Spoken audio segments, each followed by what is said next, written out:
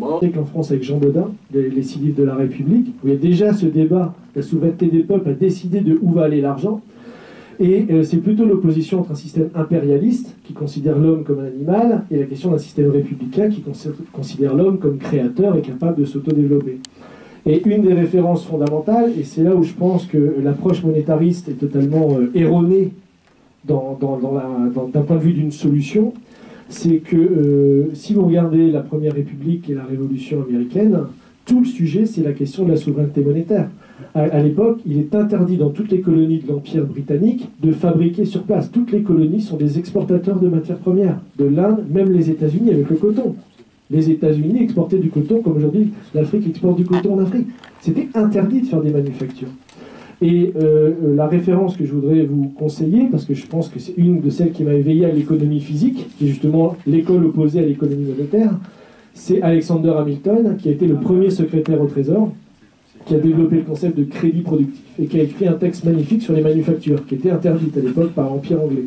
Donc c'est un combat, et c'est là où je dirais qu'il n'y a pas de concept taker, je dirais que c'est un combat universel des peuples contre une forme oligarchique. Donc c'est là où on peut utiliser aussi des choses américaines ou européennes. Ça peut aider puisqu'on a été dans le même combat. Nous-mêmes, moi-même, je m'oppose à l'indépendance de la Banque Centrale Européenne, par exemple, donc on a un peu le même problème. Et je pense que moi je suis très heureux que le combat sur le CFA est ouvert, ça c'est sûr, ça fait des années que j'en parle, les Français ne sont pas au courant du tout de ce que c'est. Je veux dire, j'en parle depuis 15 ans, personne ne connaît. Mais je pense que le vrai sujet tabou, enfin le deuxième tabou qu'il faudra faire exploser, c'est le sujet de l'économie physique. Madame parlait de développement, c'est un joli mot, mais qu'est-ce qu'on met derrière? Moi je me rappelle, j'ai étudié la première visite de Nkrumah aux États-Unis chez Kennedy. Il signe un projet pour le barrage d'Akosombo. Tout de suite, il y a cette vision de développement infrastructurel de l'Afrique. Sous Modibo Keïta, qui avait essayé justement de sortir du franc CFA, il y a cette idée de développer le système Fagibine, tout le nord des lacs, pour faire du Mali un grenier alimentaire pour toute l'Afrique de l'Ouest. Des projets d'économie physique. Il y a Sankara qui voulait faire la muraille verte, qui avait ce grand projet d'arrêter la désertification qui n'a jamais été fait. VAD l'a fait un peu, mais ça n'a jamais avancé. Aujourd'hui, moi, je me bats pour le projet Transaqua, pour revitaliser le lac Tchad. D'ailleurs, il y a une étude de faisabilité qui est en cours. Je pense qu'un des sujets tabous, c'est l'économie physique. C'est cette science-là qu'il faut enseigner plutôt que l'économie monétaire. Donc voilà, c'était les remarques que je voulais faire et avoir votre avis sur... parce que je sais que M. Nibulko parlait qu'on ne peut pas découpler le débat monétaire du débat sur l'émergence. Et ce débat sur l'émergence, à mon avis, il est lié à ce développement de l'économie physique. Il y a des projets concrets où les gens doivent voir leur pays avec les yeux du futur, avec des chemins de fer, des réseaux potables, d'électricité. Voilà, merci. Etc. Donc effectivement, et c'est d'ailleurs pour ça que les Américains, en fait, l'économie américaine est restée une économie au fond protectionniste. Ça reste une économie qui subventionne son agriculture, etc., où il y a des conditions extrêmement strictes sur certains marchés, et ça ne les empêche pas de dire qu'ils sont l'économie la plus libérale au monde, mais surtout, parce qu'ils ont le droit de le dire, ça n'empêche pas les Africains de répéter, ce qui est moi mon problème. Mais bon, c'était encore les mêmes questions. Alors, est-ce que... Oui, je suis pour une approche de l'économie physique. Il y a plusieurs termes. Si on va chez quelqu'un comme Polanyi, il va parler de l'économie plutôt substantiviste, etc. Effectivement, c'est important de raisonner sur l'économie, pas seulement avec des variables formelles, des PIB, des choses un petit peu vagues. Et parce qu'on voit que ça a posé beaucoup de problèmes à l'économie. Le fait d'avoir, par exemple, que les sciences économiques aient évacué l'environnement pendant très longtemps de leur raisonnement, ça a coûté énormément aux sociétés. C'est-à-dire, on s'est retrouvé avec un monde complètement pollué parce qu'il n'y avait pas les fondements théoriques pendant longtemps pour dire, attention, quand vous menez une politique, il faut intégrer l'environnement. Et permettez-moi, ici, de rappeler que dans la charte du Mandé au XIIIe siècle, il y a la protection de la nature. Je vous rappelle que dans les traditions Dogon jusqu'à aujourd'hui, bon maintenant c'est de moins en moins le cas, il y a des moments où on va récolter tel fruit. Il y a des moments où on ne le fait pas, c'est interdit. Donc il y a des mesures, et puis bien toute la tradition des bois sacrés en Afrique, qui était en réalité un rapport très particulier à l'environnement. Et c'est pour ça que j'ai dit, après il nous faudra travailler sur une intelligence économique plus globale. Parce que ces conceptions du monde ne sont pas toujours compatibles avec le monde capitaliste qu'on a aujourd'hui, ne sont pas toujours compatibles avec les modes de consommation qu'on a aujourd'hui. Et il faudra bien qu'à un moment donné, les Africains disent leurs mots à partir de ce qu'ils ont et ce qu'ils savent. Et pas qu'on soit toujours dans cette répétition appauvrissante, qui est appauvrissante pour nous et qui est appauvrissante pour les autres. Et quand je dis pour les autres, j'en reviens à l'observation de notre ancien qui vient d'arriver, qui parlait de la place, comment travailler avec les autres, avec la France, etc. C'est ce que j'ai appelé un imaginaire de la coprospérité. De mon point de vue, peut-être le plus grand écueil, parce que, vous savez, il faut dire les choses très honnêtement. Quel est l'auteur qui a le premier insisté le plus sur les questions de France-Afrique? C'est pas un Africain, c'est un Français. François-Xavier Verschave, avec la France-Afrique, le plus long scandale de la République, qui a fait des ventes et des ventes et des ventes, et qui en a parlé pendant je ne sais pas combien de temps, qui a parlé des questions du Rwanda. Donc, en réalité, ce que nous avons en face de nous, c'est aussi qu'au sein de la France, il y a plusieurs versions et plusieurs imaginaires de la prospérité économique et de la France elle-même. Et que, avec nous, tout au moins en situation de domination, n'est pas nécessairement celle qui est compatible avec une coprospérité africaine et française. Donc, nous ne pouvons que faire notre travail en espérant qu'il y aura de notre côté, comme du côté français, une transformation de l'élite politique, tout simplement. C'est-à-dire que si vous avez un décideur qui, qui est capable de dire, voilà, je suis allé dans un pays africain, j'ai vu une religion traditionnelle, par exemple, hein, j'ai assisté à un culte vaudou, et que vous avez en face un autre qui dit, bon, je suis allé me promener en Afrique, et j'ai vu quelques idolâtres qui sautillaient dans la cour, il est évident que vous aurez des conceptions de politique totalement différentes. Totalement différentes. Et ce qui va dans le sens de la globalité du monde, c'est plutôt celui qui est capable de dire, et Montaigne le disait déjà au XVIe siècle. Si vous lisez les essais de Montaigne, il a un chapitre qui s'appelle, je crois, Les cannibales. Les cannibales ou les cannibales. C'est celui qui est capable de dire, écoutez, moi je suis allé là-bas, j'ai vu des gens qui avaient leur façon de croire. Ce n'est peut-être pas la mienne, mais c'est la leur. Et je la respecte. Et nous aussi, nous devons, comment dire, nous désintoxiquer aussi de nos habitudes, de ce que nous avons trop appris, et regarder notre simple réalité. Quand vous arrivez dans les familles africaines, vous avez des gens dans la même fratrie. Il y en a un qui est catholique, un est protestant, un est musulman, un est ceci, parce que tel a grandi chez tel oncle qui est de ceci, tel a grandi chez tel autre, etc. Nous avons ça, parce que fondamentalement, nous savons que le monde, et même la religiosité, ne se limite pas à ça, et ne commence pas à ça. Quand je vais au Mali, j'ai des amis qui me disent, vous savez, moi je suis d'abord bambara avant d'être musulman. Donc, s'il y a une bière, on peut la prendre. Ok? Bon, c'est pas que pour ça, bien sûr, mais c'est parce que c'est une autre relation, voilà. Je garantis le champagne de notre aîné. Mais c'est pour dire que ce sont ces imaginaires-là, à mon avis, qui nous permettront de travailler dans un sens qui nous amènera à aller plus ensemble pour produire davantage. Mais même si on fait de la simple arithmétique, une Afrique qui double son PIB, de toute façon, elle aura des importations. Elle va garder des importations françaises, elle va avoir des importations d'autres pays du monde. Donc ce sera fatalement plus intéressant pour la France en tant qu'État. Alors, bien évidemment, ce genre de changement, fait toujours au niveau microéconomique, peut faire des perdants.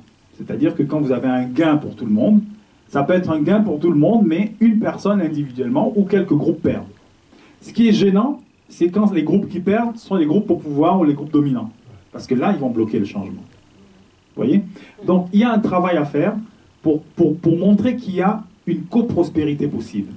Pas seulement avec la France, mais avec le monde. Parce que, fondamentalement, et c'est pour ça que je suis très, comment dire, très... j'hésite avec le terme de anticéphale. Vous voyez, moi, c'est un terme dans lequel je ne suis pas très à l'aise.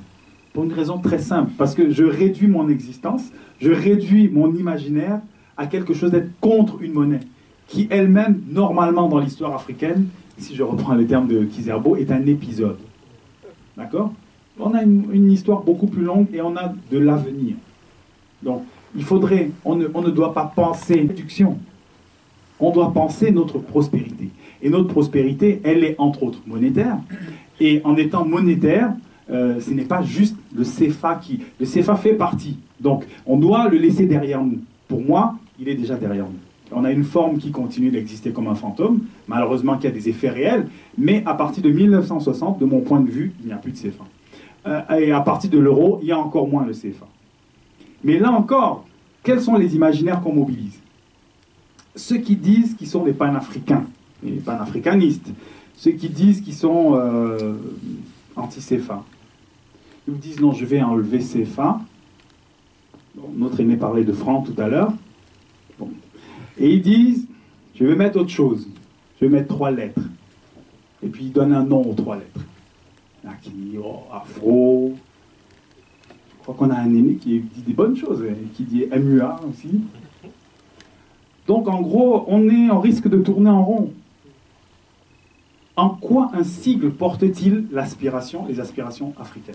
Un sigle, à partir de l'alphabet qu'on utilise et à partir d'une expression française, va-t-il porter les aspirations des Africains? Vous voyez, ça, c'est quand on est opposant colonisé, on peut faire pire. Hein. Et c'est pour ça que quand vous dites que c'est un problème de dirigeants, ce n'est pas qu'un problème de dirigeants politiques. Chacun doit prendre sa place. Et si on ne trouve pas notre place, c'est par notre propre défaillance. Ce n'est pas... sinon, en réalité, on se flatte. On est dans un confort de dire on se bat, alors qu'en réalité, on fait la même chose que les autres. Parce que si vous ne contestez pas le modèle monétaire dans lequel on est, si vous dites qu'on veut faire une monnaie africaine, quel est l'imaginaire africain de la monnaie? Voilà là où ça commence. C'est pas à dire je vais appeler ça, Kori, etc. On peut dire ce qu'on veut, c'est pas ça. Quel est l'imaginaire de la richesse? Quelqu'un qui m'aurait dit peut-être, je ne sais pas, comment on dit, Essousou. En Afrique de l'Ouest, tu vois, les tontines, hein, ce qu'on appelle les tontines en Afrique centrale. Essousou, je trouve que c'est un très très beau terme. Pourquoi? Je l'ai découvert par hasard à la Barbade. Donc dans un autre projet, une collègue qui est de la Barbade. Et je me suis rendu compte que le mot qui est utilisé dans toute l'ère Yoruba, on trouve aussi au Ghana, pour parler des tontines qu'on connaît un petit peu en Afrique, un des mots les plus courants en Afrique de l'Ouest, c'est le mot Essousou. Il y en a qui disent Essou, Soussou, Essoussou. Et j'ai trouvé le même mot, en fait, parce que c'est des afro-descendants qui sont arrivés là-bas, vous le retrouvez en Jamaïque. Et une collègue qui me dit, mais ma mère faisait Essoussou. En Jamaïque, en Martinique, j'ai trouvé aussi. À Cuba aussi. Mais quel est donc le sens des sous-sous? C'est ce sens-là d'arriver à partager la richesse, mais aussi partager l'épargne. Voyez? Donc si vous avez un tel univers mental, que vous avez des termes qui ont un sens dans votre cosmogonie, dans vos cosmogonies, ça me paraît avoir plus de sens que de reprendre des logos, parce que ça, c'est que du marketing. Et là, en fait, on tourne en rond. On va dire, ok, on sort du CFA, on tourne, on fait 3 petits tours et on revient en fait dans le CFA. Donc il faut vraiment quelque chose de plus profond, même si, de mon point de vue, en attendant, il faut des mesures transitoires, c'est-à-dire la relocalisation des devises, c'est mon point de vue, travailler rapidement pour un taux de change qui est à court terme compatible avec les différentes économies, c'est-à-dire plus flexible, plus composite, qui intègre davantage les monnaies réelles de la zone, à savoir le naira, à savoir le yuan, le cedi aussi probablement, mais l'euro, le dollar également. Ça paraît des choses qu'on peut réaliser assez rapidement, en avançant, pas sortir seulement du CFA, mais en avançant vers autre chose.